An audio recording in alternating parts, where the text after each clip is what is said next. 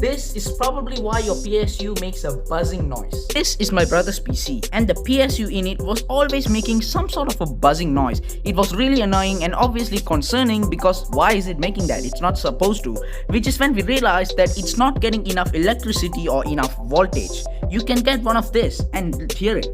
Do you hear any sort of buzzing? No. So essentially what this is, it's a voltage regulator and it obviously regulates the voltage. And after that we did not hear literally any sound from the PSU anymore. So I guess problem solved. If your PSU also creates this sort of noise, a buzzing noise, be sure to get yourself a voltage regulator, or maybe if it's an old one, go check it at the computer shop. They might be able to help you out. If this helped you, be sure to like and subscribe or follow, and I'll see you soon. Goodbye.